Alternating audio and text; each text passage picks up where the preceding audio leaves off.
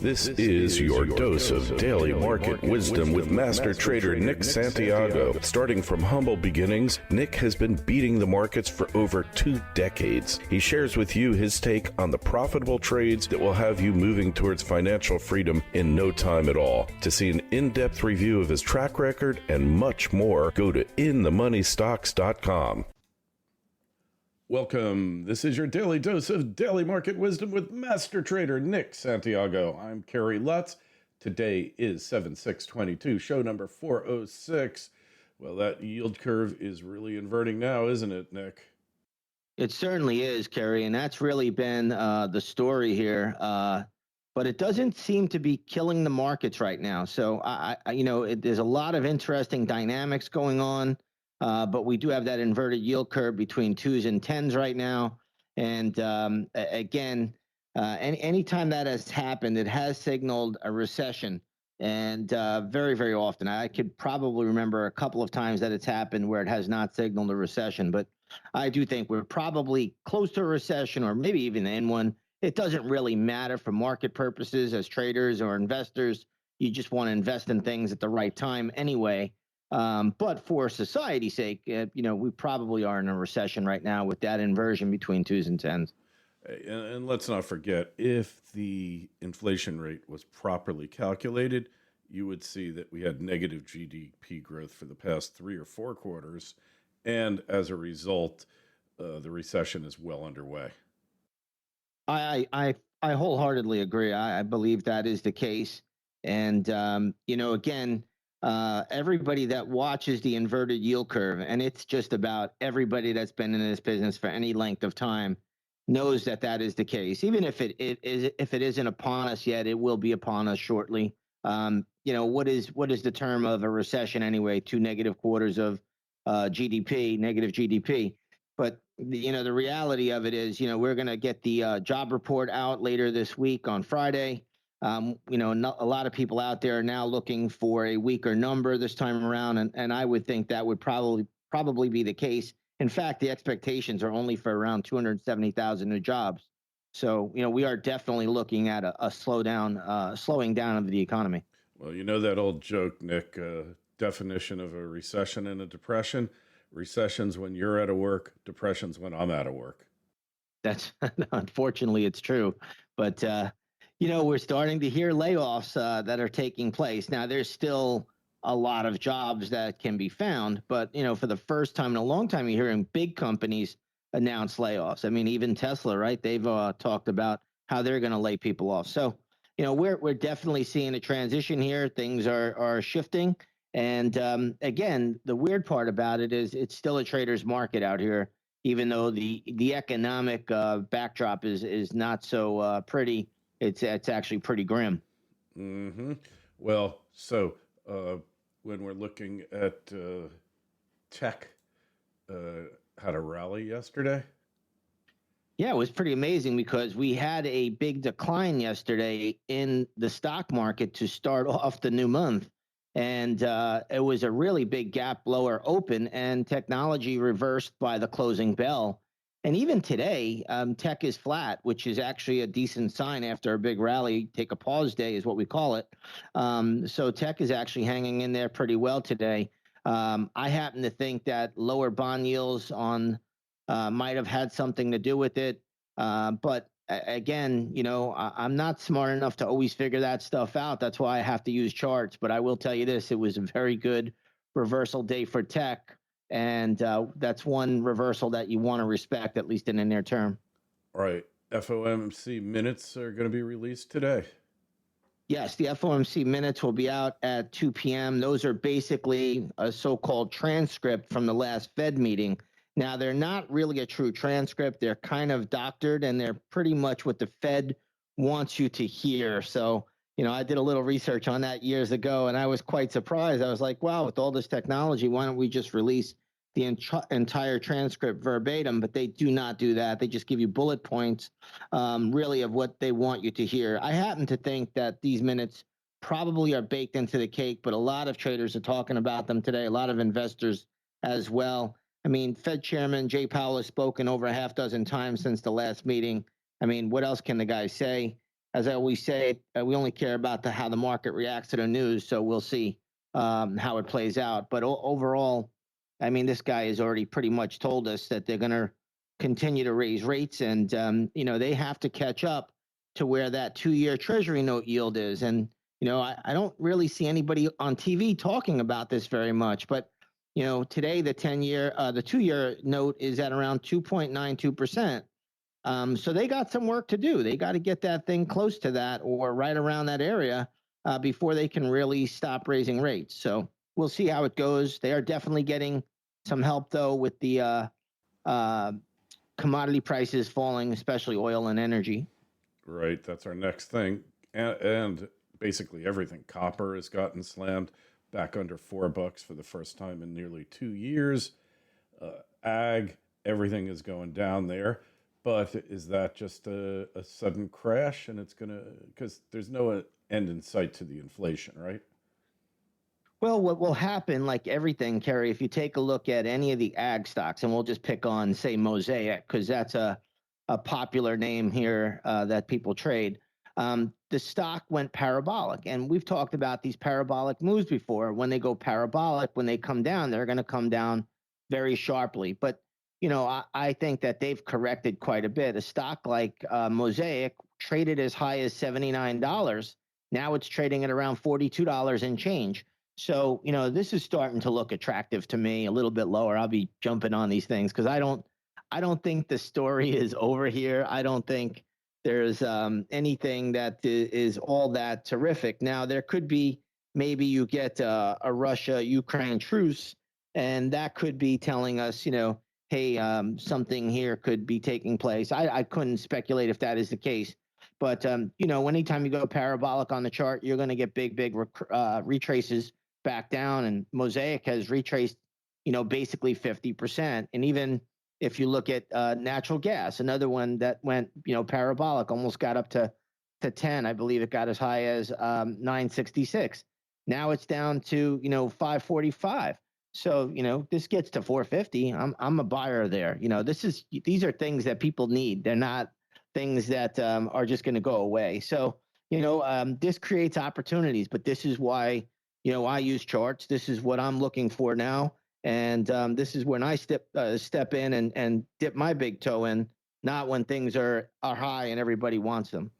All right. So gasoline prices, they look like they're under $5 now. I mean, this is a real victory for the administration, huh?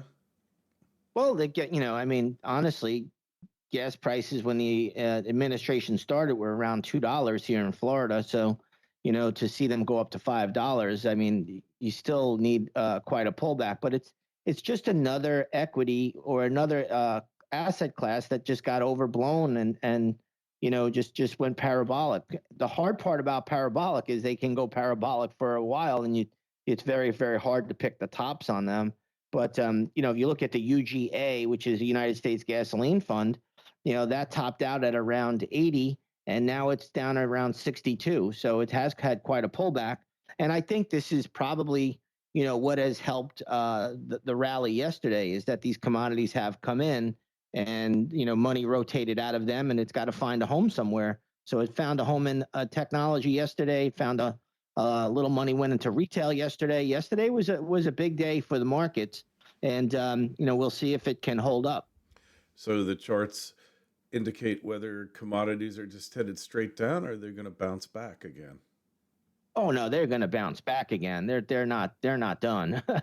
Whenever you get these type of parabolic rallies, like we've seen, just say in oil, where crude went to $130 a barrel and made a lower high retest at around $123 a barrel. Now it's down at 95.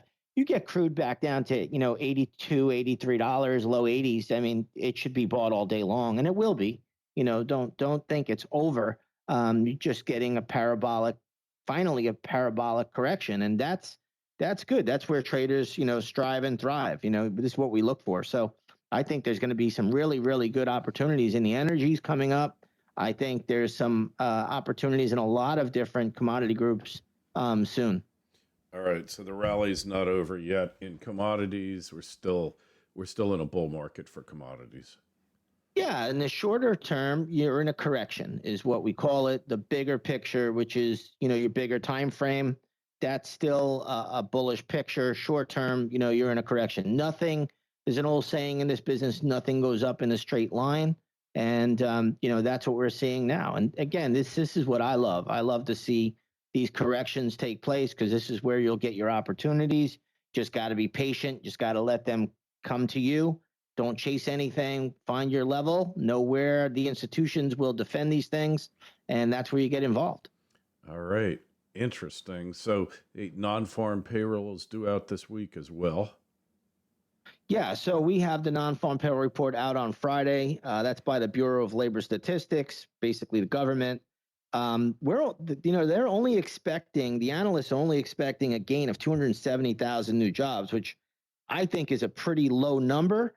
But that's just reflecting, the economic slowdown that we may be seeing. So we'll see how that plays out. If you get a weaker number than that, I do think that's bullish for the markets because it's going to tell the people, the investors out there, that the Fed will probably, not go so forceful and may put the brakes on soon, or maybe the market has done a lot of the heavy lifting for the central bank. So, I think the worse the number comes out, the more bullish it could be for the stock market. That's ironic, but not surprising there. Hey, gold really got slammed. You said one last crash. How low can it go? Well, I think in the bigger picture, gold's going to go a lot lower. And ultimately, we're going to be able to pick up gold at levels people don't believe. In the short run, though, you have a lot of support still in this area, 1750, 1700. So I would expect some bounces. Gold miners have also really, really tumbled. Nobody believed me that was going to happen either. There's some gold miners that are so beaten up now, I'm getting interested in them. These are where the opportunities are made, honestly. And again, I'm pretty happy to see it. But when you look at this kind of market, Kerry, just remember, when everybody is thinking one way, you have to be thinking the other way. And that's the mindset of a trader. I'm 30 years in this business now. So, I've seen these things, but I took a lot of heat for telling people that, I don't see gold breaking out to new highs. And, it's never easy. Some of the comments are not nice, but I always chuckle when I see them because I know that just makes me my conviction more correct. Isn't that the truth though? So Bitcoin still around that 20K level, huh? Yeah, Bitcoin's living to fight another day, so to speak. We've talked about Bitcoin, so much lately, and that 20,000 level just continues to linger. But really, what it's doing is it's just putting in that sideways consolidation. And ultimately, I do believe we're going to see another final break down to around 14,000, possibly even 13,500. Bitcoin has a tendency to overshoot when it does move because of the participants that are dabbling in it. So I think, the bigger trend is down. I mean, in this kind of environment, I have to think Bitcoin is headed lower. And the consolidation that is being formed right now is bearish. So if you are trading Bitcoin right here on the long side, that's fine. Just make sure if those lows get taken out from 2 days ago, this thing's headed down to that 13,500 level. You got a nice line in the sand to trade against. All right. And of course, it's really found support at its 2017 high, right around 19.7. That's right. That's correct. That December 2017 pivot top is where the support, and that's how charts work. That's exactly a really, really good level, and that's why it's been defended there. But notice that the bounce from that level has been very minimal. And now we're just chopping around that area, testing it, retesting it. We're basically bobbing and weaving around that 20,000 level. And when you do that, you're ultimately setting up for another fall. So doesn't mean you can't go a little higher first. I don't want anybody to say, oh, tomorrow Bitcoin's up 3, 4, 5%. Oh, he's wrong. This takes time. These patterns don't play out, on the exact day. Sometimes they take a little bit of time to form. Sometimes several weeks, sometimes even a month or two. Yeah, never underestimate the power of charts, right? That's right. To me, I mean, they're worth their weight in gold, and they're really the only thing that could tell you the true story. I'm not smart enough to figure out the picture or the bigger picture with all the interpinnings, and this is a global market now. Currency markets are crazy right now. You're seeing the dollar at all-time highs. You're seeing the euro at almost at par with the dollar. We've seen the dollar yen chart go parabolic. I mean, there's so many distortions out here. I can't figure all of those stories out, or those soap operas, as I like to call them. That's why I have to use charts, and charts will guide you, and they'll give you the best bet. You're not going to be right all the time, but at least when you're wrong, you technically know where you're wrong, and you can move out with a smaller loss. And again, that's the key to this business, is to be right more than you're wrong, and when you're wrong, be wrong smaller than when you're right. Yeah, cut your losses. The first loss is your best loss always. Hey, that's it for today. We'll be back on Friday. Make sure you go over to Nick's site, inthemoneystocks.com. See how he's outperformed the markets for decades. The Twitter feeds at ITMS, at Nick Santiago01, and at Kerry Lutz. And your emails are welcome at KL@KerryLutz.com. Nick, we'll talk to you on Friday. Sounds good, Kerry.